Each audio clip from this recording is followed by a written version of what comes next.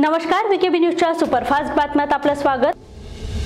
Pachpaoli police ठाण्याअंतर्गत कुंभारपुरा येथील घराला अचानक आग लागली। पाहता पाहता आगीचे लोळ उठले। दाटीवाटीने घर असल्याने भयभीत नागरिक घराबाहेर पडले आणि पाण्याचा मारा केला। सायबर गुन्हेगारांनी आता वाहनांना उच्च सुरक्षा नोंदणी प्लेट लावण्यासाठी धडपड करणाऱ्या वाहन चालकांना लक्ष्य केले आहे। ESRAP नोंदणी करण्यासाठी लिंक पाठवत असून त्याद्वारे अनेकांचे बँक खाते रिकामे करीत आहे।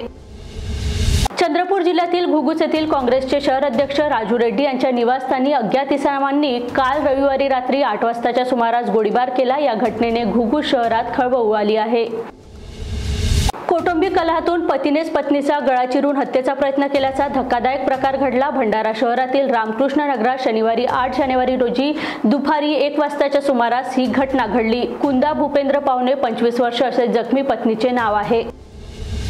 भूमिपूजनानंतर 10 वर्ष रखडलेला योगगुरू रामदेव बाबा यांच्या पतंजली उद्योग समूहाच्या संत्री प्रक्रिया प्रकल्पाचे उद्घाटन केंद्रीय मंत्री नितीन गडकरी, मुख्यमंत्री देवेंद्र फडणवीस आणि रामदेव बाबा यांच्या उपस्थितीत रविवारी नागपुरात पार पडला। हा समारंभ लक्षात राहिला तो रामदेव बाबांनी गडकरी फडणवीस यांच्यावर उधळलेल्या स्मृती सुमनामुळे। महिनाभरात लग्नाचा मुहूर्त होता। घरात लग्नाची तयारी सुरू होती। रात्रीला प्रियसीसोबत जेवायला जाऊन रात्री उशिरा घरी आला। घरी आल्यानंतर युवकाने गळफास घेऊन आत्महत्या केली। ही दुर्दैवी घटना वाडी परिसरात उघडकीस आली। प्रज्योत असे आत्महत्या केलेल्या युवकाचे नाव आहे।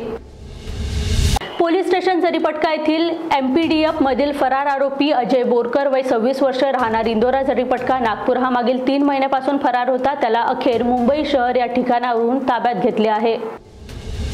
नागपुरात वर्दळीचा मार्ग असलेल्या वर्धा मार्गावरील सुशोभीकरण केलेल्या फुटपाथवर बसलेल्या तरुणीकडे पाहत एका आरोपीने हस्तमैथून करत अश्लील चाळे केल्याचा किळसवाना प्रकार समोर आला आहे। या घटनेमुळे खळबळ उडाली असून पोलिसांकडून गुन्हा दाखल करण्यात आला आहे।